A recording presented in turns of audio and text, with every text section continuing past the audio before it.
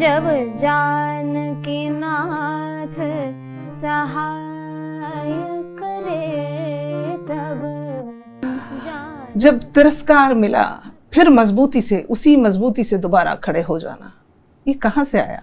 बहुत सारे reality checks मिलना एक्चुअली बहुत ज़रूरी है, क्योंकि हम जिनको समझते हैं कि मेरे साथ अगर कुछ गलत हो रहा है तो वो मेरे लिए बोलेंगे, मेरे लिए खड़े होंगे, लेकिन जब कुछ गलत हो रहा होता है तो हम जिनके ऊपर आस लगाए बैठे हैं वो भी शांत रहते हैं। कौन से सब्जेक्ट्स लेती हैं आप? सब्जेक्ट्स यूपीएससी के एग्जाम के लिए मतलब सबसे अच्छा जो सब्जेक्ट होगा वही ऑप्शनल में हम चूज कर सकते हैं, तो शायद ज्योग्राफी लेती। अच्छा, ज्योग्राफी आपको बहुत पसंद है? हाँ, मतलब वो फैक्चुअल चीज़ें हैं तो काफ़ी ज़्यादा उसमें आपको कहानी बनाने की ज़रूरत नहीं होगी।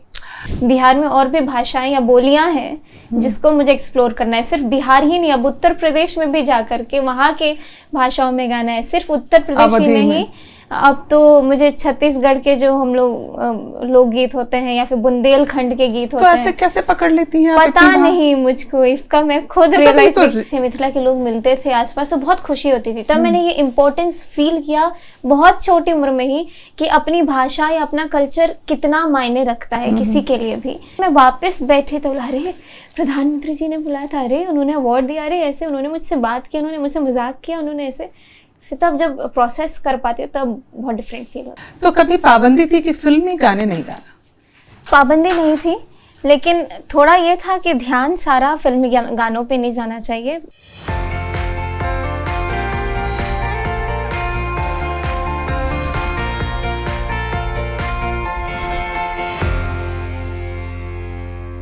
नमस्कार, आप देख रहे हैं बिट्स एंड पीसेस। मैं हूं श्वेता रंजन।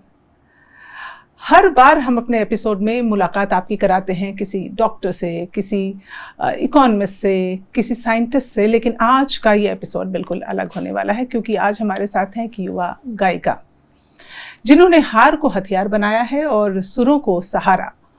और मैथिली ठाकुर जो हैं वो इतनी कम उम्र में जिस तरह से इन्होंने उपलब्धियां हासिल की हैं वो दुनिया को देखकर तो लगता है कि बहुत बढ़िया है, लेकिन उसके पीछे की एक संघर्ष गाथा है। आज सुनते हैं हम मैथिली से। मैथिली, आपका स्वागत है हमारे कार्यक्रम में। Thank you. सबसे पहले तो मैथिली, चूंकि हमारी आपकी मुलाकात ऐसे वक्त हो रही है जब सावन का महीना है जी, और भोले बाबा की आराधना हर कोई कर रहा है। आपका जन्मदिन का महीना भी है। अरे हाँ, हाँ, आपका बर्थडे भी आने वाला है। क्या थोड़ा सा, मैं जानती हूँ कि इस तरह मैं आपको नहीं बोल सकती, ना कोई ऐसा मंच है जिस पर आप गाएं, लेकिन थोड़ा सा कुछ सुनाना।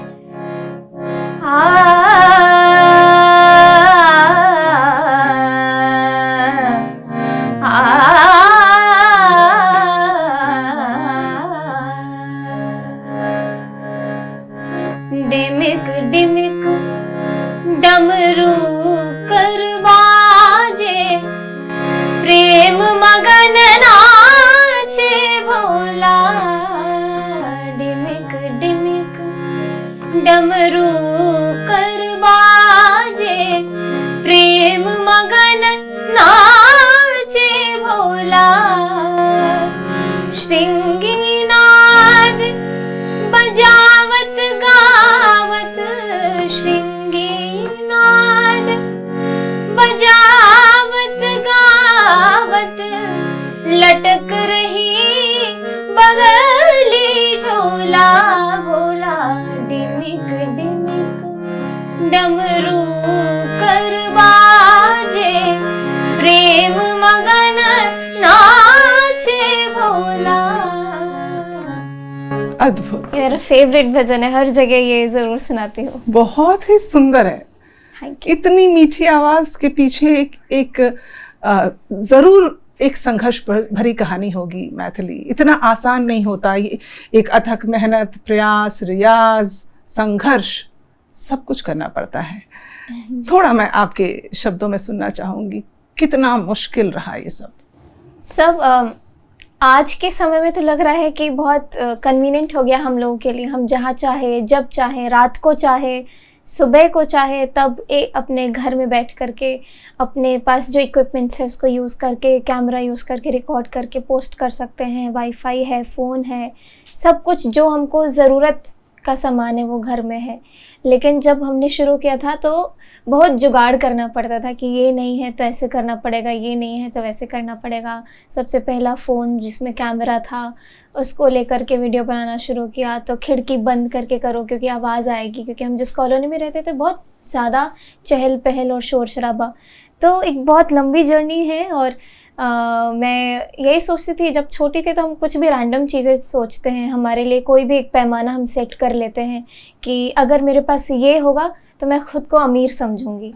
तो जब हम छोटे थे तो यही सोचते थे कि जिस दिन एसी हो जाएगा हमारे घर में उस दिन हम अमीर होंगे, जिस दिन हमारे घर में सोफ़ा आ जाएगा, क्योंकि पहले कभी सोफ़ा नहीं देखे थे, इसी घर में हमने सोफ़ा ख़रीदा पहला, जिस दिन हमारे घर में एक सोफ़ा सेट होगा तब हम खुद को अमीर समझेंगे।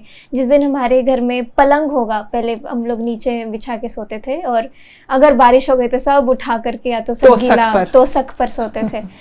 तो ये सोचते रहते थे कि कभी जब ऐसा होगा तो खुद को अमीर समझेंगे, खुद को ये समझो। आज काफ़ी सेटिस्फैक्शन महसूस होता है कि अगर सोना है तो हमारे पास बिस्तर है, तकिया है, रियाज़ करने के सारे साधन हैं, अगर लोगों तक पहुंचाना है तो उसके लिए सारे इक्विपमेंट्स हैं।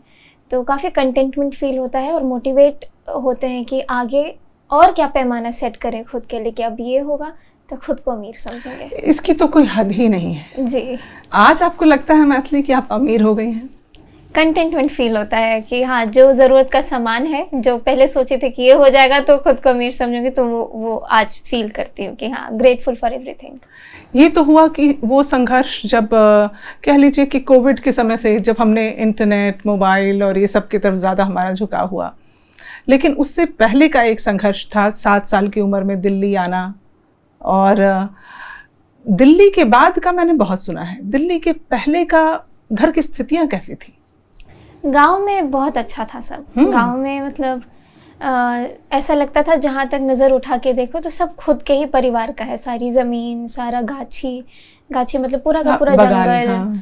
और उसका लिमिट ही नहीं है कोई, कहाँ तक आप देख सकते हो, सब अपने ही परिवार वालों का है। मतलब बहुत अच्छे ज़मींदार परिवार से, या फिर वो ऐसा मैंने सुना है स्टोरीज, क्योंकि बहुत छोटी थी तो यहाँ पे आ गई थी।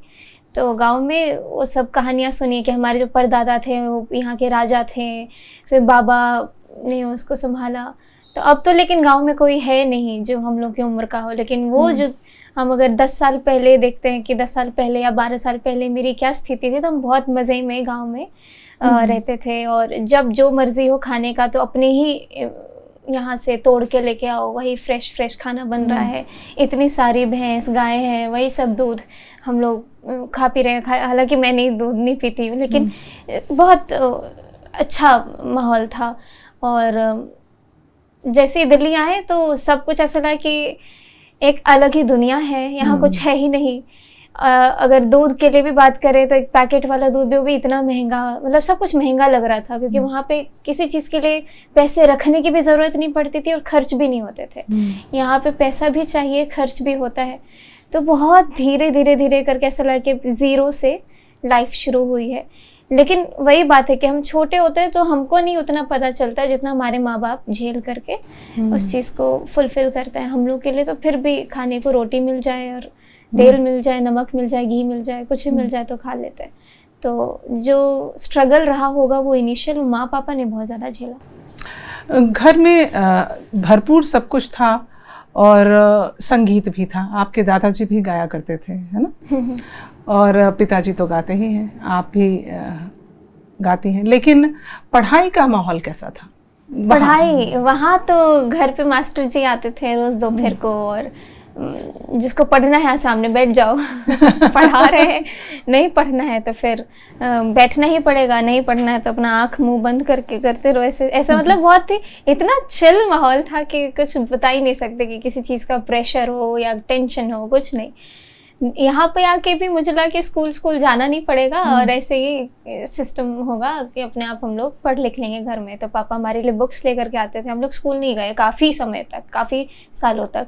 तो जो ग्रामर और मैथमेटिक्स, ये 2 ही सब्जेक्ट है जो बचपन में मुझे लगता था कि इसके अलावा कुछ होता ही नहीं है। एक तो इंग्लिश ग्रामर और मैथ्स, तो वो लेकर के आते थे। तो बुक्स जो भी घर में हम पढ़ पाते थे, मम्मी जो भी समझा पाती थी, समझते थे। आसपास के लोगों ने बोलना शुरू किया कि बच्चे स्कूल नहीं जाते हैं, क्योंकि हम लोग हर साल या हर कुछ महीनों पर रेंट चेंज करते रहते थे, क्योंकि अगर म्यूज़िक या फिर हारमोनियम बजा रहे हैं तो डिस्टर्बेंस होता था, तो हमें बोलते थे खाली कर दो और नया घर ढूंढो। तो फिर मान लीजिए कहीं भी 6 महीने के लिए रहे तो 6 महीने तक अगर मैं स्कूल नहीं गई तो आसपास के लोग पूछना शुरू। तो उस प्रेशर में फिर मेरा 5वीं में एडमिशन हुआ था डायरेक्टली। उससे पहले का मुझे कुछ नहीं पता कि मैं कभी स्कूल गई भी थी या नहीं, कभी कुछ पढ़ा कि नहीं, लेकिन 5th में सीधे एडमिशन हुआ एक गवर्नमेंट स्कूल में। फिर उसके बाद धीरे धीरे वहाँ से पढ़ाई की जर्नी शुरू हुई। 5वीं में एडमिशन हुआ, उसके बाद फिर वहाँ से हम लोग निकल के दूसरे एरिया में गए, तिलक नगर से शायद तुगलकाबाद की ओर गए। फिर वहाँ पे फिर से हमने 3 साल या 4 साल में स्कूल नहीं गए, फिर मैं वापस 5वीं में एडमिशन ली। मैं इतना कंफ्यूज्ड हूँ कि मुझे खुद याद नहीं कि मेरी स्कूलिंग कब कैसे। तो इतने संघर्ष की जरूरत क्या थी? सिर्फ आपको संगीत सिखाने के लिए माँ बाप ये इतना संघर्ष कर रहे थे? एक तो स्टेबिलिटी चाह रहे थे कि पहले कुछ स्टेबल हो जाए तब पढ़ाई लिखाई कंटिन्यू हो। और फिर 6ठी से मैं बाल भवन इंटरनेशनल स्कूल ने मुझे अडॉप्ट किया और मेरे दोनों भाइयों को भी। तब से हम लोग विधिवत पढ़ रहे हैं और अच्छे से पढ़े। उसके बाद जब आप स्कूल जाने लगी, प्रॉपर स्कूल, वहाँ एक अलग किस्म का संघर्ष था। मैंने सुना है कि आप कहती हैं कि वहाँ बहुत अब्यूजिव भाषा का इस्तेमाल होता था और आप ठहरी मिथिला की इतनी मीठी बोली। कैसे झेलती थी जब कोई कह दे अबे बिहारी? मुझे अब आज के समय 2025 में ऐसा लग रहा है कि पिछला सब कुछ दिमाग से ब्लर आउट हो रहा है धीरे धीरे, लेकिन कुछ समय पहले तक वो इतना ज़्यादा अफेक्ट करता था कि उसका जिक्र भी मुझे बहुत ख़राब लगता था कि मैं वो चीज़ सर्वाइव करके बाहर निकली हूँ। मुझे नहीं पता और लोग इसको कितना स्ट्रांगली हैंडल कर पाते थे, लेकिन मैं अत्यंत इमोशनल हूँ। मुझे कुछ भी अगर ख़राब लगे तो मुझे रोना ज़ोर से, बहुत ज़ोर से रोना आता है और वो हैंडल नहीं कर पाती थी। मतलब बहुत ज़्यादा वीक मैं खुद को बोलूँ या बहुत ज़्यादा सेंसिटिव बोलूँ तो कोई भी आए जाए क्लासरूम से घुस रहा है और मैं हमेशा फर्स्ट डेस्क पे बैठती थी क्योंकि मुझे जेल इन नहीं हो पाती थी और कहीं ना कहीं इच्छा भी नहीं थी कि मैं ज़्यादा जेल करूँ।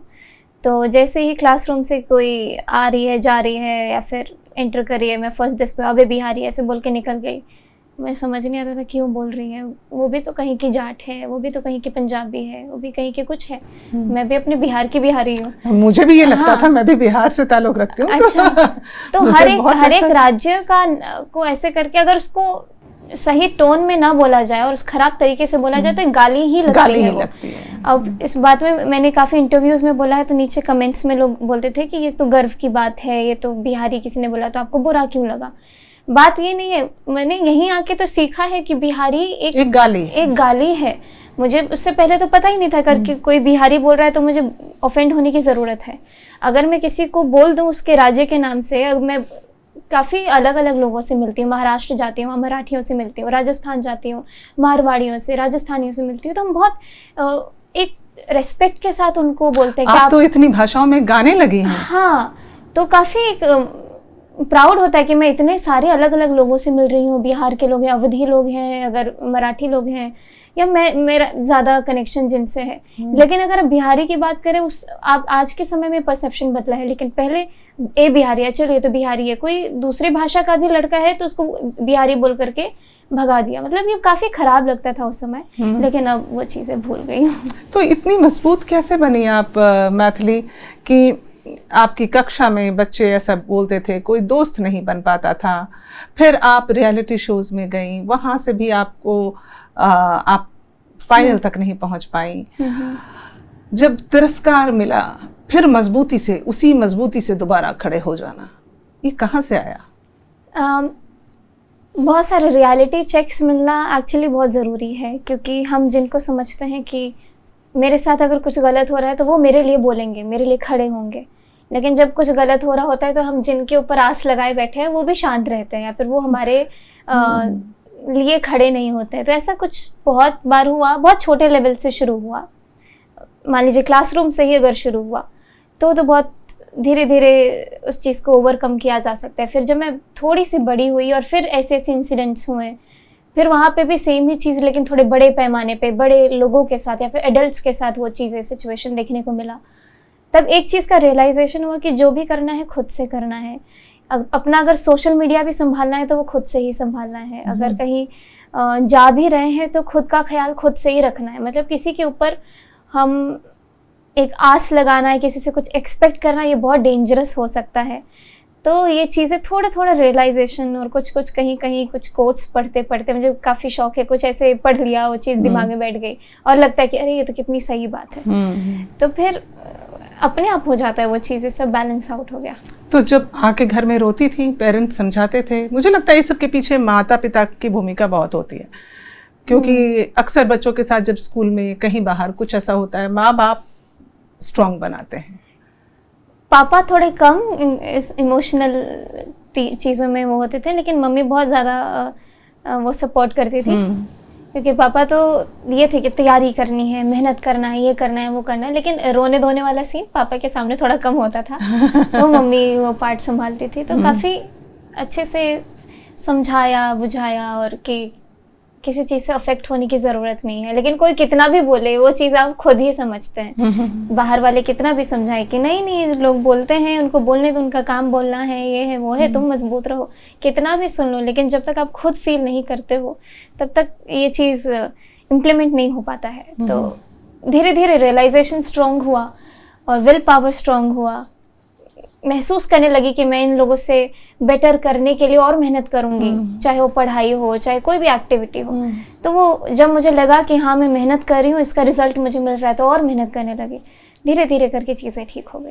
तो जब आपका नाम होने लगा, लोग आपको पहचानने लगे, घर घर में आपकी आवाज़ सुनाई देने लगी आपके संगीत के माध्यम से, तो जो आपके क्लास में पुराने लोग थे, आपके टीचर्स, कभी किसी ने कॉन्टैक्ट करने की कोशिश की?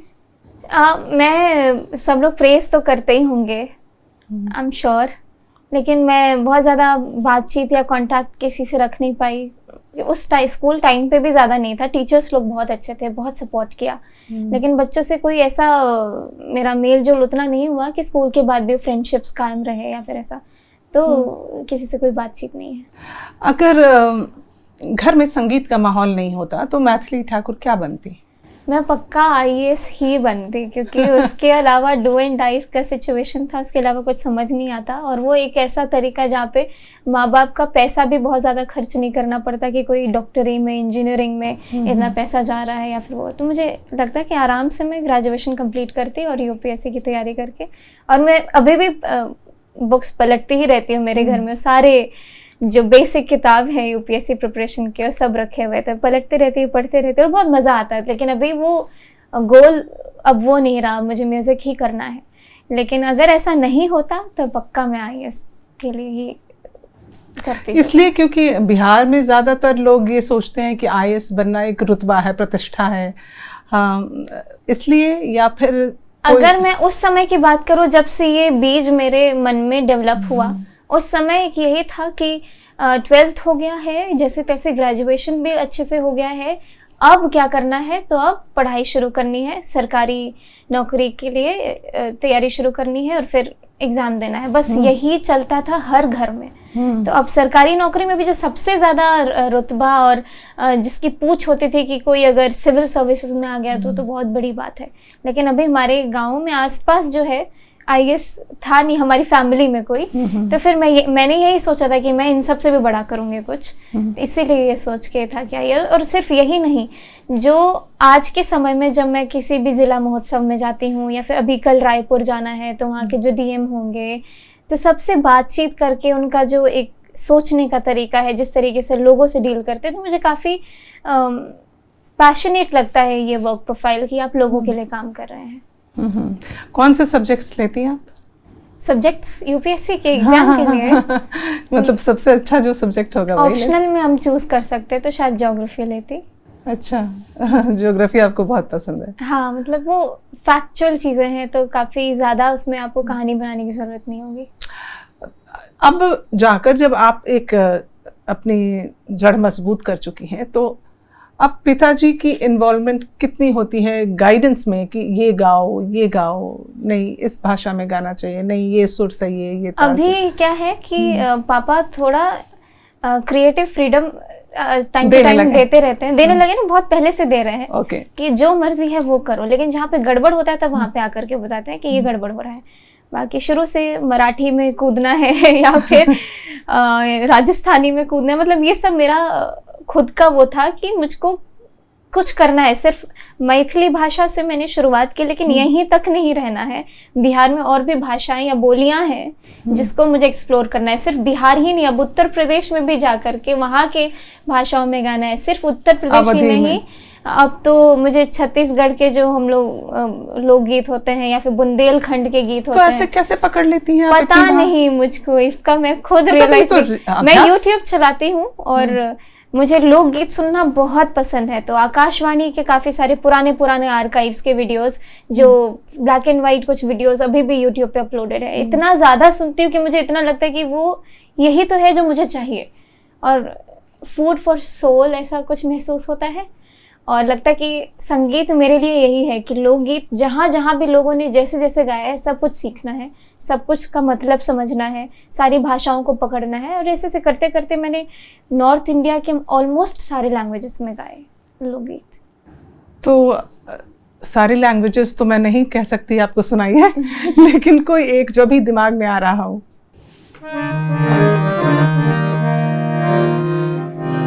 मोर बोले रे उमल जी आबुरे पाड़ा में, उमल जी मोर बोले रे, मोर बोले रे उमल जी आबुरे पाड़ा में, उमल जी मोर बोले रे। बेगाए जोरे उमल जी आबुरी धरती में, उमल जी बेगाए जोरे। अब इसका अर्थ भी बता दीजिए। ये राजस्थान का लोकगीत है और प्रकृति के लिए है। और जहाँ तक मैं समझ पा रही हूँ कि अपनी धरती, अपने जो आसपास का जो परिवेश उसको डिस्क्राइब करते हुए है। और कुछ और भी मीनिंग हो सकता है, लेकिन मैंने अभी डीप सर्च नहीं किया है। लेकिन इतनी जल्दी पकड़ लेना, मतलब you are really sharp Maithili, कि इतनी भाषाओं में इतना कुछ सीख लेना। कि अब बादाम वगैरह खाती हैं खूब? नहीं, अभी तो नहीं खाती, लेकिन हाँ लोकगीत से इतना प्यार है कि अगर मैं सो भी रही हूँ और नींद भी नहीं आ रही तो रात में 2-3 बजे तक, मैं कल ही कुछ अभंग सुन रही थी और उसका ठेका इतना अच्छा लगा तो बार बार उसी को सुन रही थी कि क्या है। मतलब क्यूरियोसिटी तभी बनती है जब आपको वो चीज़ पसंद आने लग जाए, और ये बहुत जेन्युइन होता है। कोई भी किसी भी चीज़ को लेकर के पैशनेट हो जाए या फिर क्यूरियस हो जाए तो मतलब वही उसका मेन फील्ड है, उसी तरफ उसको जाना चाहिए। पहला गीत कौन सा सीखा था आपने फॉर्मली? अगर देखें, बचपन में तो हम बहुत ट्विंकल ट्विंकल जैसे गा लेते थे, लेकिन मतलब जब फॉर्मली कुछ याद है आपको? मैं मैथिली भाषा में ही ज़्यादा गाती थी और रियाज तो बहुत सालों तक सिर्फ आलाप और पलटों का किया, कभी बंदिश को उठाया नहीं, क्योंकि यही होता था कि जब तक जड़ मजबूत नहीं होगा तब तक तुम आगे नहीं कुछ कर सकते। तो सिर्फ आलाप पलटों का रियाज ही घंटों भर चलता रहता था घर में। मैं ही नहीं, मेरे छोटे भाई लोग भी यही करते थे। फिर उसके बाद जब गाने की शुरुआत हुई तो लोकगीत से पकड़ना शुरू किया। तो मैथिली भाषा में काफ़ी राम सीता विवाह, वो मेरे पहले की जो मेमोरीज में है कि सबसे पहले मैंने यही गाना शुरू किया था। आज जब हम यहाँ बैठे हैं और ये मिथिला की झलक ही दिख रही है इस पूरे सेट पे, मधुबनी, वहाँ का कुछ सुने? बिल्कुल।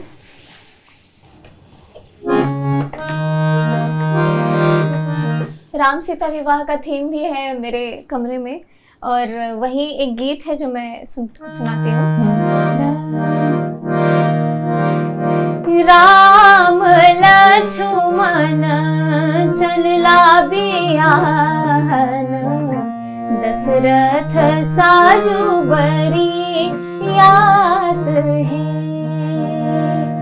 राम लक्ष्मण चलला बियाहन, दशरथ साजु बरी याद है।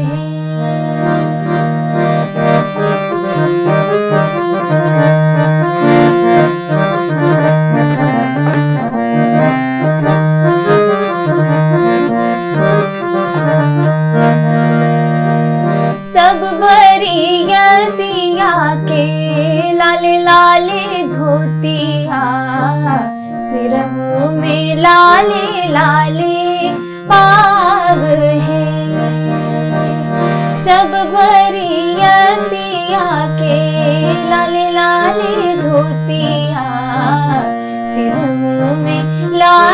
लाले बाग है, राम लक्ष्मण चलला बियान, दशरथ साजो बरियात। बहुत ही सुंदर। तो मैथिली जो मिथिला भाषा है, मैथिली, हाँ मैथिली भाषा और मिथिला की ये भाषा अगर हम देखें और जब हम देखें कि बिहार की और जो भाषाएं हैं उनको जब वो पहुंच नहीं मिलती, वो स्तर नहीं मिलता, उनका अनादर होता है, गलत समझा जाता है, तो दिल कितना दुखता है आपका? पहले तो मैथिली भाषा, मैं जब अपनी शुरुआत की बात करूं, मैथिली भाषा जब मैं दिल्ली आई थी तो मेरे आसपास कोई नहीं था जो मैथिली भाषा में बोलता हो, तो मुझे ऐसा लगता था कि यहाँ पे हर तरह के लोग हैं लेकिन मिथिला वाले बहुत कम है। या तो हो सकता है कि मैं वैसे क्षेत्र में नहीं थी, वैसे एरिया में नहीं थी, लेकिन जब भी मैथिली वाले लोग मिलते थे, मिथिला के लोग मिलते थे आसपास, तो बहुत खुशी होती थी। तब मैंने ये इम्पोर्टेंस फील किया बहुत छोटी उम्र में ही कि अपनी भाषा या अपना कल्चर कितना मायने रखता है किसी के लिए भी। वरना जब तक अपने गाँव में थे तब तक तो ऐसा कुछ महसूस ही नहीं हुआ था। बाहर आई और जब इस चीज़ की कमी महसूस हुई, फिर रेयरली कोई ऐसा मिल गया जो अपने ही यहाँ का हो, तो बहुत ज़्यादा खुशी महसूस होने लगी।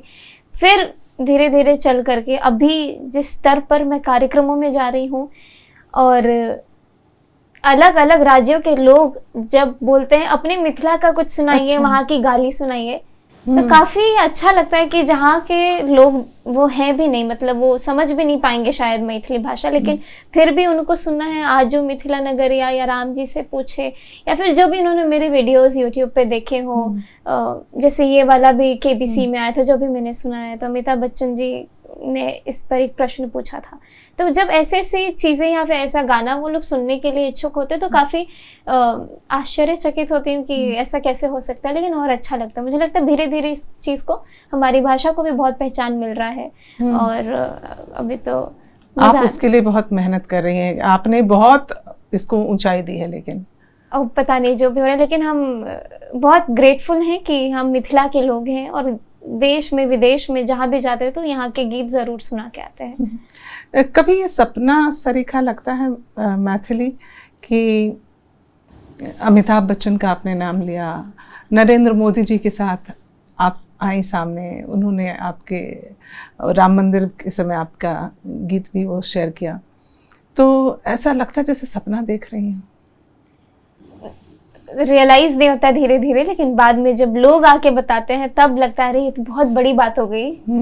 फॉर एग्जाम्पल इस दिन नेशनल क्रिएटर अवार्ड भी जब मिला तो उस समय बहुत नम्ब फील हो रहा था, क्योंकि सब कुछ ड्रीमी था, कुछ रियल लग नहीं रहा था, या सोच भी नहीं सकते थे कि प्रधानमंत्री जी बुला करके अवार्ड दे रहे हैं। तो मन में धक धक होता होगा, जाऊंगी तो कैसे मिलूंगी, क्या बोलूंगी? नहीं, मैं नम होती हूँ, मुझे कुछ समझ नहीं आता है, कोई धक धक नहीं होता है, इतनी ज्यादा कॉन्फिडेंट हो जाती हूँ।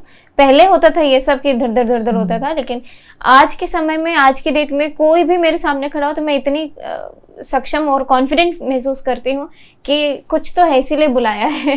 मैं जब जाती हूँ तो बेझिझक गा करके या बातचीत करके आराम से लौट के आती हूँ, लेकिन जब उसके बाद उस कमरे से बाहर निकलती हूँ तब धकधा, अरे ये क्या हुआ अभी। तो मेरे साथ ऑपोजिट है, लेकिन ये सही है। उस मोमेंट पे अगर धक धक धक धक होने तब सब गड़बड़ा जाएगा, इसीलिए उस समय कॉन्फिडेंट रहती हूँ, ऐसे बात करते जैसे अच्छा आपने मुझे बुलाया है तो जरूर मुझ में कोई बात होगी।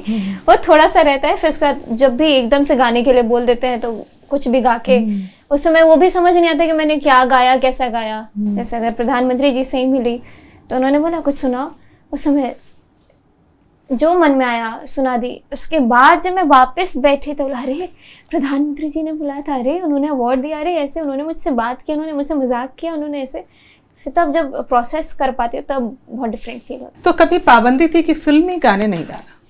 पाबंदी नहीं थी, लेकिन थोड़ा ये था कि ध्यान सारा फिल्मी गानों पे नहीं जाना चाहिए। रियाज या फिर शास्त्रीय संगीत, लोक संगीत, इस पे टिके रहना है, इस पे ध्यान देना है। बाकी ये सब तो धीरे धीरे हो जाएगा। एक बार रूट्स मजबूत होंगे तो आप फिल्मी गीत सुन के पकड़ पाओगे। लेकिन फिल्मी में भी जो क्लासिकली इंक्लाइंड हो, है ना? हाँ, आज के समय तो ऐसा मतलब रिस्ट्रिक्शन नहीं है, जो मन है पापा बोलते हैं जो मन है वो करो, लेकिन जब कभी गड़बड़ होता है तो पापा बोल देते हैं कि नहीं ये ठीक नहीं है, फिर वो ठीक नहीं। पुराने गानों में देखिए कौन सा फेवरेट रहा आपका? बहुत समय हो करके बहुत समय हो गया ये लास्ट सुने हुए फिल्मी गीतों को, लेकिन बैया ना धरो ये बहुत सुनती थी। हाँ, बैया ना धरो। और लेटेस्ट में कुछ अच्छा लगता है? लेटेस्ट में तो अभी आज के समय के गाने ऐसे कि हर कुछ दिन पर नया ट्रेंड आ रहा है या फिर नया सामने गाना आ रहा है, तो उतना कुछ खास ध्यान पे नहीं आ रहा है, अभी समझ नहीं आ रहा है। अच्छा, कितनी मेहनत, कितना रियाज करना पड़ता है मैथिली जो जहाँ तक आप पहुँची हैं उसके लिए कितने घंटे लगाती हैं आप?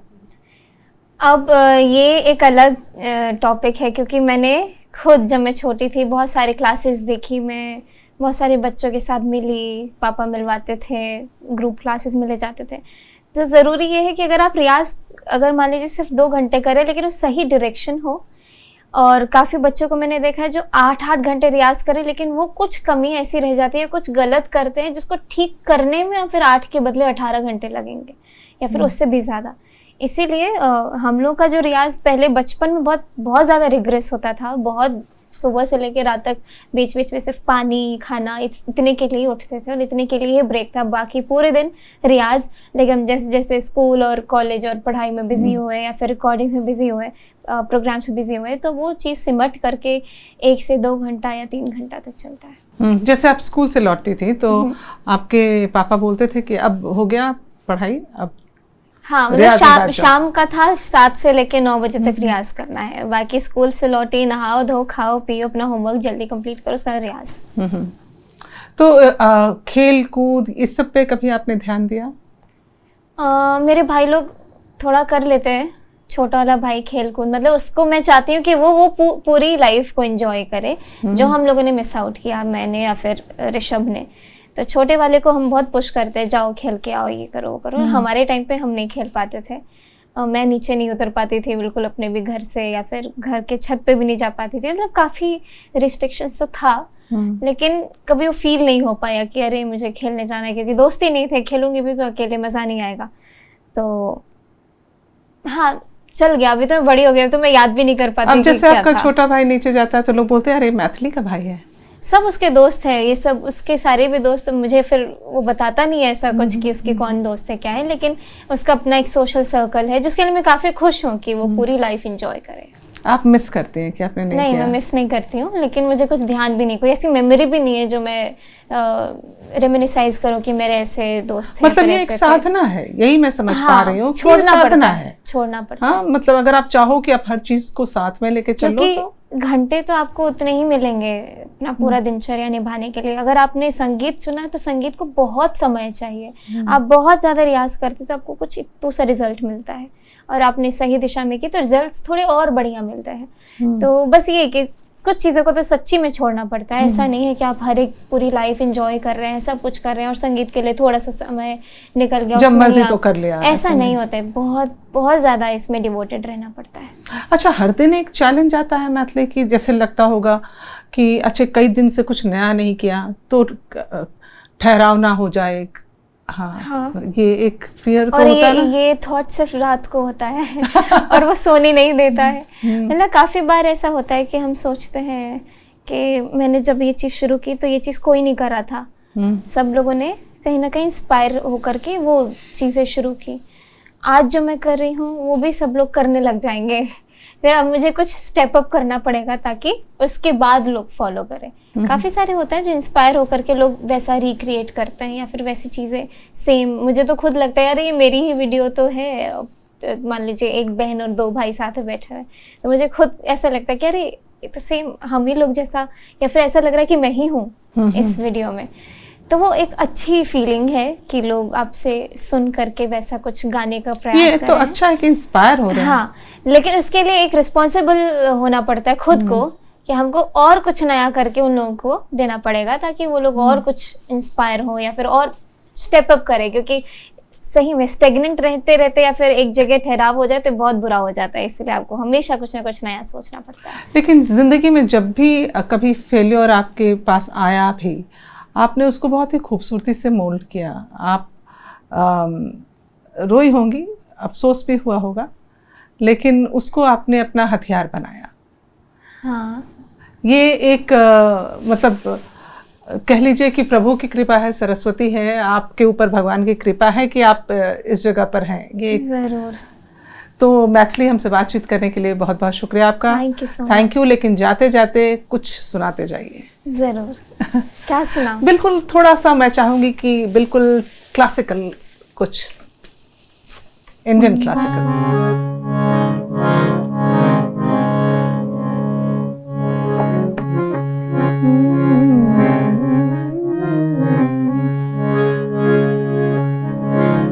एक भजन है, बहुत ज़्यादा मुझे पसंद है, जानकी नाथ सहाय करे, तो वो मैं आपको सुनाती हूँ।